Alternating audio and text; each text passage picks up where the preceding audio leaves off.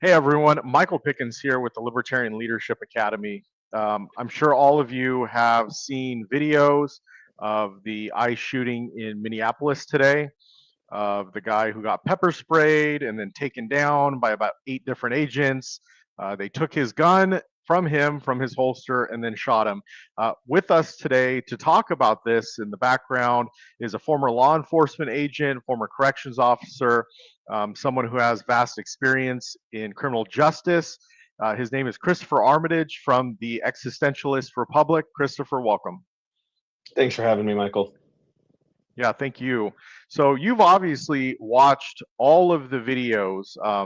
There's videos that show leading up to it where he's holding his camera. There's a couple women behind him, and then he gets pepper sprayed. What do you make of this? Well, having just been on the ground in Minneapolis myself, I can tell you that when those officers see that they are being filmed, sorry, they're not officers, they're agents. When they see Yeah, that they're being filmed, they get aggressive, they get angry, they attack people, they assault people. And I'm using this legal language that creates a buffer. Your people exercising their constitutional rights get punched in the face, get their property destroyed, get arrested sometimes, don't get their one phone call, get disappeared for a couple days before they show back up. Maybe they were charged with something, maybe they weren't. And my take on it is that they're going to try and people are going to try and litigate every single one of these cases of these extrajudicial killings, of these state sponsored murders. But it's very clear in each of these cases, this is people being out in public saying, our city does not want you here. I am exercising my constitutional rights in a public space, and they end up dead for it. yeah. As we can see here, there's a lot of conservative media outlets right now that are posting images of a gun, right? They're not posting images of him having a gun. They're posting images of his gun later on the seat of a patrol car, and then with the headline, protester brandishes firearm or waves firearm around and gets shot, which I find to be highly false and misleading. And there's other people that are also sharing this, conservatives, and posting it. What do you take on that? What's your take on People that? love an excuse. People love an excuse to continue believing what they're believing. It's difficult to acknowledge that your perception of a situation or your value system is maybe wrong. And that really, Mhm. it's easy. It's easy to just say, cool, this is the narrative I'm being told. I'm not going to challenge it. I'm not going to push it in any way. You know, the situation is this person was a legal firearm owner and their weapon was holstered and they were using a camera to record from a public space. Those Yep. officers, when you watch the video, by the way, they're poorly trained. They're bad at their job. They're unprofessional. They should not be carrying firearms. They should not be enforced. They're not legally allowed to be enforcing the law, but that's what's happening. Anybody who defends that is supporting the exact type of tyranny and authoritarianism that this country was founded on preventing. The core principles of this country was that that man's rights matter more than those agents and Yep. whatever mission they have. And so nobody watching this should. I mean, this and to get to the conservatism thing, it's we label it that, but it's not conservatism because small government doesn't make that allowed. Yeah, absolutely. Well, normally these people would be pro Second Amendment. They're totally fine with Kyle Rittenhouse, carrying his rifle at a protest. They were totally fine with that and actually shooting people. But in this case, he had his firearm holstered. And, I want to play this video really quick where it actually shows the ICE agent taking the firearm out of the victim's holster. So all these conservative media outlets saying that he was brandishing a firearm or waving a firearm or he shot first, like that's false. He was on all fours, hands on the pavement, knees on the ground when this happened. Here we go. I'm going to play it real quick.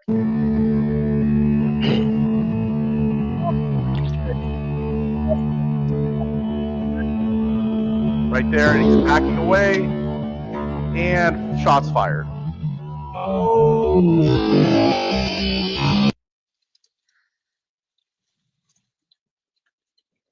So Yeah. it's obvious that that wasn't the case. That the victim did not shoot first because his gun was still holstered, and the ICE agent pulled it out of his holster And he could have said he's got a gun or something like that.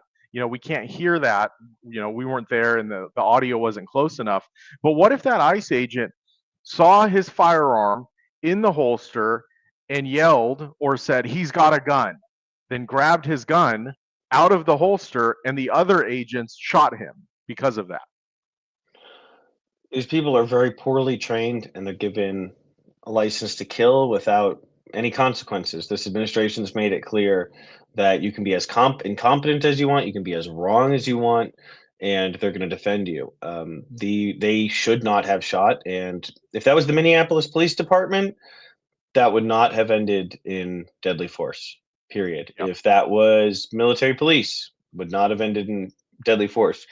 Any law enforcement agency wouldn't have made that error. But one thing that actually reveals is just not only, I mean, the fact that these people are getting 47, they were rejected from law enforcement departments usually, or kicked out, and they couldn't, actually mostly rejects. And then they go to 47 days of training and they're doing a bad job and they're freaking out and they're killing people who are just exercising their rights, and they're going to get away with it. Yeah. Well, it's not just killing people, right? They're literally beating people. Yeah, every Trying to single day. arrest, yeah, trying to arrest U.S. citizens for filming them, beating them in the process because a U.S. citizen is exercising their constitutional right of free speech. Now, if that citizen, like we see in this situation, also wants to exercise their Second Amendment right by having a firearm on them, then they're getting killed because of it, Yeah. just because they have the gun on them. And as we saw in that video, he didn't pull the gun out, the ICE agent did. And then he was murdered right afterwards. And then their What Fourth happened to the Amendment right. Constitution? Oh, go Yeah, ahead. then the Fourth Amendment too. They're getting unlawfully. People are getting unlawfully detained, unwarranted searches and seizures. It's disgusting to see, and these agents are. It's basically an army of constitutional violations every single day. And they say arrest. What they mean is beat. They don't. They Yeah, when they say I'm going to arrest you, they mean they're going to beat you. And yeah, that's what's being defended. That's what's being supported because people say they're so worried about immigrants. This isn't an immigration debate. It's a liberty debate. It's a constitutional debate. Our founders were explicitly trying to prevent this. There isn't a provision. Actually, a lot of people don't know there was a provision that was taken out of the First Amendment. And it said if you hurt somebody's feelings, they are allowed to murder you if you say something mean to them. A lot of people don't know that. Well, it's good it was taken out. Someone Thank should God. notify ICE. There should be a I'll let memo, them know right? it's not still in it. See, they're originalists. They didn't realize that we're not working off the first draft where they said, oh, if somebody hurts your fifis, then it's okay for you to murder them. Yeah. Yeah. Tony Williams for Justice of the Peace says today was a horrible disregard for rights and life. Agreed, Tony. They've been running around for 2 weeks since Renee Good was killed, shouting, do you want us to shoot you like we shot that bitch? Like, that's sorry to curse, but that's actually what they're saying. It's on video. They've been saying that to multiple people. You then saying things like, you saw what we did to her. You want us to do that to you? Yeah. That is on video, them saying that. Anyone defending this? Where's our Second Amendment, people? Where's our don't tread on me, folks? Huh? Yeah. I'd love to open carry legally and just do that because we're getting treaded on. And it's Yeah. not, the Well, the rights aren't just for you, they're for the people you don't like. well the problem with the don't tread on me people is they just think don't tread on me. You, that's okay. See, I subscribe to the don't tread on anyone. That is universal to everyone. Don't tread on anyone. Don't tread on everyone. Like what's happening now. Um, Tony says ICE should not be able to treat citizens worse than soldiers can treat actual enemy combatants. And someone that was in the military, you have experience with this, correct? Oh yeah, there's tons of rules about how you approach. I mean, also, not only are there rules for how you're supposed to treat enemy combatants that they absolutely would be breaking, but those rules exist not just for moral reasons, but for practical reasons. To avoid situations like this where you have public outcry. Because if you did this in another country, the rest of the world would freak out. But we're doing it in our own country, and that creates a whole different situation. Because who wants to invade the most powerful military on earth, sovereign nation? We're really in a very big catch-22 there, but it's completely inappropriate. And the only way they could do it is they found this garbage workaround where they've just built their own private army that's above any sort of accountability. Yeah, well, that's obviously true. And what's happening, there is no accountability going on right now. Are these agents going to be held accountable for what happened today? No, no, that's just it. It's Are just you, no.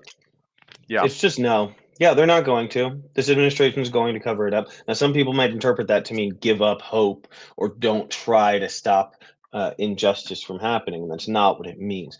The world has never been a particularly just place. mm, Tyranny, authoritarianism, they're the norm for pretty much all of modern history. You had kings, and the big limiting factor on their ability or on their strength was they would have to ride on horseback to check on a town 100 miles away. So it was tougher to have a tight grasp over that town, even if you had troops in that area. And now with technology, authoritarianism has become far more sophisticated. yeah, So most of human history, people have been subjugated to tyranny. The United States was founded with this, enlightenment inspired ideal that that the individual's rights and liberties should be first and foremost. We opened the Constitution by defending the individual and saying those rights are the first we will codify because none matter more than preventing tyranny. And yeah. that is dead now, and we won't get it back unless we're willing to earn it. So Tony Williams says, I was in the Army 22 years and served in combat. That comment was from experience, not a talking point. So it sounds like his experience is also agrees with your experience, Yeah. whereas these ICE agents are overstepping their bounds, not just from the constitutional standpoint, but morally and ethically. Yeah, they're bad people. They're bad humans. They're disgusting, and I despise them. And I want to send them to Alligator Alcatraz. I will keep it open just for them. Well, Chris, anything else you want to say before we hop off here? Let's see. Anything else I want to say? I've said a lot already. Spicy. I've got a little spicy. Uh, you know, what I'll say is just to bring the a similar point home is this is the default. We were lucky. We had more freedom than most humans have had throughout the modern era. And it slipped away, and we're experiencing what most of the world experiences. Most countries don't live in free, fair democracies or constitutional republics. And, Benjamin Franklin said, if you can keep it. And that's because that's tough. It's not easy. Powerful people will use their power and abuse their power to try and have more. And it's up to the rest of us to fight for every single inch we can gain when it comes to freedom. Well, Chris, thank you so much for hopping on last minute to talk about this. I know this was a pressing issue, and there's so much misinformation or disinformation, blatant lies about the whole situation being pushed out there. And we just have to understand, and especially conservatives or Republicans or libertarians that are defending these actions, like life, liberty, and the pursuit of happiness means something. Being able to protect yourself with a firearm under the Second Amendment means something. Being able to speak your mind under the First Amendment and videotape ICE officers without getting assaulted. These are all really important things, and we are losing them. And it seems like the people that were so pro freedom before have somehow succumbed to this Trump style authoritarian just because they liked the things that he said. Now, somehow it's okay to tread on the Constitution and tread on the liberals or the progressives or the protesters or the people that are pushing against, his agenda. And it's really strange the brainwashing that has happened. So I do appreciate you coming on to talk about that. Thanks for having me, Michael. Absolutely.